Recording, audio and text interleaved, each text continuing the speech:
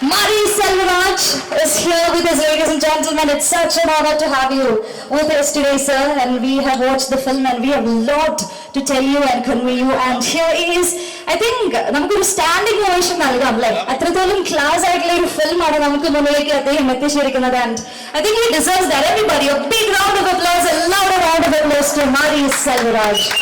Let me tell you again.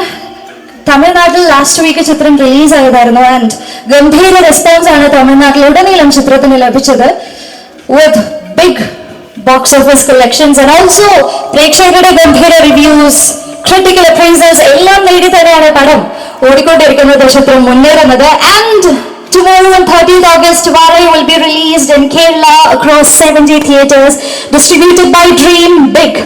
வணக்கம். ரொம்ப சந்தோஷமாக இருக்கு. ஏன்னா கேரளாவில் அதுவும் ரொம்ப பிடிச்ச சினிமா கற்றுக்கிட்ட காலங்களில் மலையாள சினிமாக்கள் ரொம்ப இன்ட்ரெஸ்டிங்காக பார்த்து வளர்ந்த ஒரு பையன் நான்.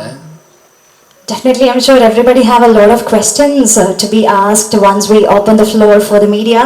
And coming to producer Dilip Subarayan sir, I know Tamil Nadu romba hit avudana padam odikondirike, like first week 11 crores mele da gross collection. And how are you feeling about the film's release tomorrow in Kerala? எல்லாருக்கும் வணக்கம், நமஸ்காரம். ஆக்சுவலாக நான் fight master, அப்புறம் தான் producer. Okay, மலையாளத்தில் நிறைய படம் செய்துட்டு masters, grand master, Thiruvambady Thamba, தட்டத்தின் மரியாதை, கோப்ரா, லால் சாடோ கோப்ரா, நிறைய படம் காயம்பரம், கொச்சுனி எல்லாம் பண்ணியிருக்கேன். அஸ் எ ப்ரொடியூசர் ஆக்சுவலாக 2 பேர் இருக்காங்க. மாரி செல்வராஜ் அஸ் எ ப்ரொடியூசர், நானும் ப்ரொடியூசர். ரொம்ப சந்தோஷம் இது, பிகாஸ் ஒரு ஸ்மால் ஃபிலிம் இவ்வளோ பிக் ஸ்கேலுக்கு ஆடியன்ஸ் பர்சனலாக கனெக்ட் பண்ணி எடுத்துகிட்டு போனது they will enjoy that film like any thing. So அது ரொம்ப சந்தோஷம். எவ்ரிபடி அந்த எமோஷனை கனெக்ட் பண்ணிக்கிட்டாங்க. ஸோ இப்போ ஆக்சுவலாக தமிழ்நாட்டில் மக்கள் வாழையை தூக்கிட்டு போயிட்டுருக்காங்க. அதேமாரி கேரளாவும் உங்களுக்கு பயங்கரமாக வாழையை தூக்கிட்டு போயிருக்கணும் நம்பிக்கை இருக்குது. Thank you so much for media and press people. Thank you so much. Definitely, we are also looking forward to that. In fact, everybody here is way more emotional after watching the film. Thank you so much, sir. And Nikhila, അസാധ്യ performance ആണ് സിനിമയിൽ നമ്മൾ കണ്ടത്. Like ഒരുപാട് വിശേഷങ്ങൾ നടക്കുന്ന ടൈമാണ്, നമുക്ക് ഓൾറെഡി ഓടിക്കൊണ്ടിരിക്കുന്നു. And now coming with Vaazhai. And how you feeling having watched the film, about your performance and about the film as well? എന്താണ് ഈ ഒരു മൊമെന്റിൽ പറയാനുള്ളത്? എല്ലാവർക്കും നമസ്കാരം. ഒരുപാട് സന്തോഷം മീഡിയ ആൻഡ് നമ്മൾ ഇൻവൈറ്റ് ചെയ്ത് ഇവിടെ വന്നിട്ടുള്ള ഗസ്റ്റുകൾക്ക് എല്ലാവർക്കും ഒരുപാട് താങ്ക് യു. കാരണം നിങ്ങളാണ് ഇനി പോയി ഈ സിനിമയെ പറ്റി കൂടുതൽ സംസാരിക്കേണ്ടത്. വാഴ കഴിഞ്ഞ 23-ാം തീയതിയാണ് തമിഴ്നാട്ടിൽ റിലീസായത്. അന്ന് മുതൽ എല്ലാവരും ചോദിക്കുന്നുണ്ട് എന്നാണ് കേരളത്തിൽ റിലീസ് എന്നുള്ളത്. സോ നാളെ മുതൽ കേരളത്തിൽ നമുക്ക് എല്ലായിടത്തും കാണാൻ പറ്റും. ഇതെനിക്ക് സ്പെഷ്യലായിട്ടുള്ളൊരു സിനിമയാണ്. എൻ്റെ ലൈഫിലൊരു ഡിഫറെൻറ്റ് എക്സ്പീരിയൻസ് ആണ്. സോ അത് എല്ലാവരും ആക്സെപ്റ്റ് ചെയ്യുന്നു, ഒരുപാട് ആൾക്കാർ കാണുന്നു, അഭിപ്രായം പറയുന്നു എന്നുള്ളത് ഒരുപാട് സന്തോഷം. നമസ്കാരം sir. First of all amazing film. ഭയങ്കര ഇമോഷണലായിട്ട് ടച്ച് ചെയ്തൊരു ഫിലിമായിരുന്നു. എനിക്ക് ഭയങ്കരമായിട്ട് ഇഷ്ടപ്പെട്ടു. മനസ്സിലാകുമെന്ന് വിശ്വസിക്കുന്നു. It's a wonderful film. Okay, ഇങ്ങനെ what was inspiration to do this film Vaazhai? Mainly you said it is your story, but seeing in the screen it felt something connecting to you know. என்கிட்ட என்னை பற்றி யோசிக்கும்போது, நான் என்னை பற்றி தனியாக யோசிக்கும்போது எனக்கு அதிகமாக வரக்கூடிய ஒரு கதை இதுதான். நான் யார் அப்படின்னு நான் யோசிச்சேன்னா, நான் எங்கேருந்து வந்திருக்கேன் அப்படின்னு யோசிச்சேன்னா, என்னோட ரூட் நான் யோசித்தேன் அப்படின்னா எனக்கு இந்த கதை ஞாபகத்து வந்துகிட்டே இருக்கும். நான் அசிஸ்டன்ட் டைரக்டராக இருக்கும்போது என்னோடய டேரக்டர் என்கிட்ட ஏதாவது கதை சொல்கிறான்னு சொல்லும்போது அப்போ சொன்ன கதை இது. பட் இன்றைக்கி இண்டஸ்ட்ரியில் நான் டேரக்டர் ஆனதுக்கப்புறம், பெரிய கர்ணன், மாமன்லாம் வந்ததுக்கப்புறம் குயிஸ் மாரி செல்வராஜ் அப்படிங்கிற கொஸ்டின் ஆன்சர் வந்துகிட்டே இருக்கும். இப்போ எவ்ரி ஃபிலிம் என்னோட 3 படம் ரிலீஸ் ஆகும்போதுமே மாரி செல்வராஜ் நான் யார் அப்படின்னு ஒரு டிபேட் கிரியேட் ஆகிட்டு போயிட்டே இருக்கும். பட் நானே அதை சொல்லிடலாம், நான் யார், நான் எங்கேருந்து வரேன் அப்படிங்கிற சொல்லிடலான்னு எடுக்கப்பட்ட ஒரு படம் தான் வாழை. Sir, where did you find the 2 boys, sir? How did you mold them actually? அது எங்கள் சொந்த எங்கள் ஊர் பசங்க தான், அவனோட ரிலேட்டிவ் பசங்க தான். அவங்க பசங்க எல்லாருமே அவனுங்க என்னோட ஆட்டிடியூட்டில் என்னோட வாழ்க்கையை வாழ்ந்துட்டு இருக்காங்க. நான் அன்னைக்கு வாழ்ந்த வாழ்க்கையை, நான் ஒரு 30 இயர்ஸ்க்கு முன்னாடி வாழ்ந்த வாழ்க்கையை இப்போ லைவாக வாழ்ந்துட்டு இருக்காங்க.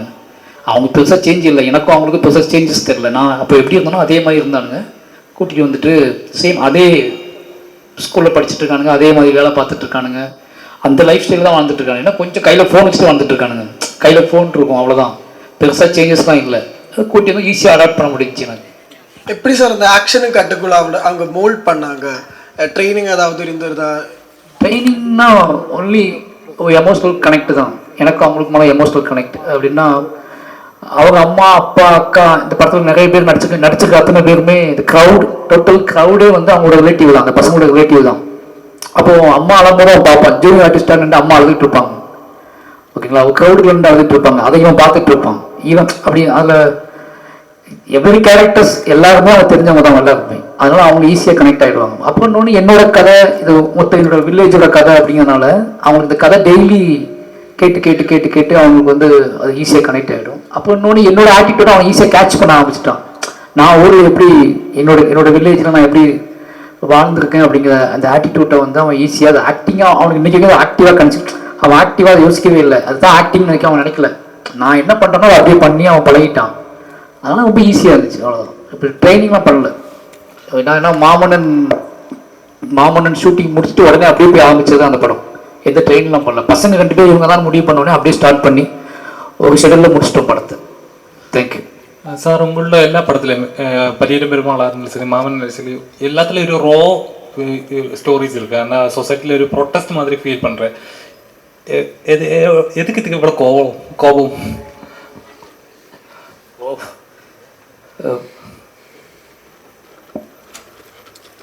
அதாவது எதையும், அதாவது யார் சொல்கிறது, நம்மகிட்ட ஒன்று இருக்குது, அதை நம்ம இருக்கா இல்லையா, நான் பண்ணுறேன் பண்ணாமல் போகிறேன்னு நிறைய டவுட், நிறைய விஷயங்களை ஈஸியாக ஏமாற்றிட முடியும். சொசைட்டி சமூகத்தை பற்றி ஒரு டிஸ்கஷன் ஸ்டார்ட் ஆச்சுன்னா, டிஸ்கிரிமினேஷனை பற்றி ஒரு டிஸ்கஷன் ஸ்டார்ட் ஆச்சுன்னா அதை தப்பிக்கிறதுக்கான வழிகள் நிறைய வந்துடுச்சு இப்போ. பட் விக்டீமே பேசும்போது விக்டீம் பேசியாக வேண்டிய சூழல் வந்துடுச்சுங்க. இங்கே யார் பாதிக்கப்பட்டானோ அவன் பேசினா மட்டும்தான் ஒரு குறைந்தபட்ச டிஸ்கஷனாக ஸ்டார்ட் ஆகும் அப்படிங்கிற இடத்துக்கு நம்ம வந்துட்டோம். ஒரு காலத்தில் விக்டீம் பேச மாட்டாங்க, விக்டீம் பேசாமல் என்ன பண்ணுவாங்கன்னா அது இடையில ஒரு சோர்ஸ் இருக்கும், அவங்க தான் பேசுவாங்க. இப்போ அந்த சோர்ஸ் மேலே ஒரு டவுட் வந்துடுச்சு எல்லாத்துக்கும், இவன் உண்மையை பேசுகிறானா போய் பேசுகிறானான்னு சொல்லி. அப்போ நேரடியாகவே பாதிக்கப்பட்ட ஒரு விக்டீம் தான் இன்னைக்கு அவங்களோட கதையை பேச வேண்டிய சூழலுக்கு நம்ம வந்துட்டோம். அதுதான் மெயின் ரீசன். நான் என் வாழ்க்கையில் வாழ்ந்த வாழ்க்கையை நான் பேசும்போது இருக்கிற வீரியம் மற்றவங்க பேசும்போது இல்லைங்கிற டவுட் எனக்கு வந்துடுச்சு. எனக்காக பேசக்கூடியவங்க அவங்க தன்னை காப்பாற்றி கொண்டே பேசுறாங்க, அந்த அந்த அந்த இடத்துல அவங்களும் சேர்ந்துருக்காங்க அப்படிங்கிற புரிதல் அவங்களுக்கு இல்லை. இப்போ எனக்காக ஒருத்தர் பேசுறாரு அப்படின்னா அவரும் இருக்காரு, ஆனால் அவரை சேவ் பண்ணிக்கிட்டு எனக்காக பேசுறாரு. அப்போ அந்த டவுட் வந்ததுனால என்ன பண்ணுறேன், நீங்கள் தள்ளுங்க நானே பேசுகிறேன் அப்படின்னு சொன்னதுனால தான் அந்த விஷயம். Thank you. So when you're talking about this discrimination, even within the industry we are finding out this kind of in discriminations, especially in Malayalam industry. Now we are discussing Hema committee report, and the most undiscussed part is the assistant directors and other junior artists facing lots of human right violation. That's the term, I think. So last year there was an allegation against you came in social media saying that a junior artist was assaulted in the set of Pariyarum Perumal, and a lot of similar incidents are coming out. Can you get a clarification on this stuff? தெரில, எனக்கு நீங்கள் சொல்கிறது கரெக்டாக வந்து அவங்க சொன்னது வாக்குமூலமா யார் சொன்ன வாக்குமூலம் தெரில. நான் என்னோட ஃபோர்ஸ்ட் நான் என்னோட ஷூட்டிங் ஸ்பாட் எப்படின்னு எனக்கு தெரியும், ஓகேங்களா. நான் ஆக்டிங் வாங்கியிருப்பேன், அதை வேற யாராவது தப்பாக சொல்லியிருப்பாங்க, அவ்வளோதான். அவங்க சொல்லலை இது வரைக்கும். என்னோட ஆக்டர்ஸ்க்கு தெரியும் எனக்கு நான் என்னவா எமோஷனலாக ஹேண்டில் பண்ணுறேன், என்னவா ஃபாலோ பண்ணுறேன் அவங்கள அப்படின்னு என்னோட ஆக்டர்ஸ்க்கு தெரியும். ஓகே, என்னோட 3 சினிமாக்களும் என்னோட ஆக்டர்ஸ் தான் சொல்லணும், இன்னொருத்தர் சொல்ல முடியும். ஏன்னா அவங்க யாருக்குமே என்னோட ஆக்டர்ஸுக்கு என்னோட கண்ணியும் தெரியும், என்னோட கோபமும் தெரியும்.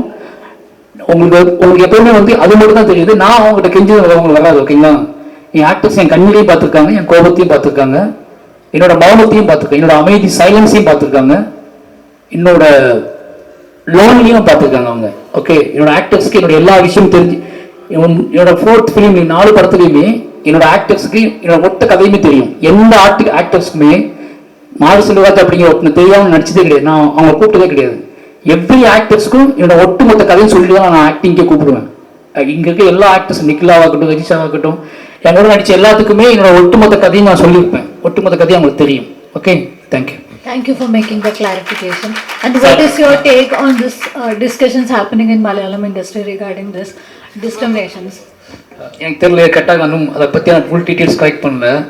ஓகே, பட் விக்டிம் பாதிக்கப்பட்டவங்க பேசுனாங்கன்னா அதுக்கு நம்ம செவி சாட்சி தான் ஆகணும். அதுக்கு நம்ம வந்து காதுகள் கொடுத்து தான் ஆகணும். யார் பாதிக்கப்பட்டிருக்காங்களோ அவங்க பேசுனாங்க அப்படின்னா நாம் அதை உதாசீனப்படுத்த முடியாது. Thank you, sir. தேங்க்யூ. இந்த ஃபிலிமில் அந்த கம்யூனிசம் சிம்பிள் காட்டிட்டு இருக்கு.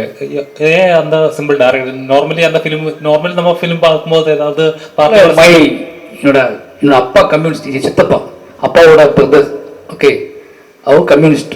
ஓகே, நான் எங்கள் அப்பாவையும் சித்தப்பாவையும் பார்த்தீங்க, எங்கள் அப்பா வந்து ஒரு சாமி, ஒரு கடவுள் நம்பிக்கை உள்ள ஒருத்தர். எங்கள் சித்தப்பா வந்து கம்யூனிஸ்ட். இந்த 2 பேரும் தான் என்னை வளர்த்தாங்க. அப்படிங்கும்போது அந்த படத்தில் எங்கள் சித்தப்பாவோட ரெஃபரன்ஸ் எடுத்துக்கிட்டேன். எங்கள் சித்தப்பா பையனும் இந்த விபத்தில் இறந்து போயிட்டான். இந்த சேகர் கேரக்டர்ஸ் மை சித்தப்பாவோட சன். ஓகே, அந்த ரெஃபரன்ஸ் கம்யூனிஸ்ட் வீட்லேயும் இந்த சம்பவம் நடந்துச்சு, இந்த நிகழ்வு நடந்து, இந்த ஆக்சிடென்ட் நடந்துச்சு. ஓகே, அதனால அவரோட ரெஃபரன்ஸ் எடுத்துக்கிட்டு இந்த படத்தை பண்ணிடுது. Thank you. ഒന്നാമത് സാറ് കണ്ടിരിക്കുന്ന ആൾക്കാരാണ് ഈ സിനിമയിലുള്ള എല്ലാവരും.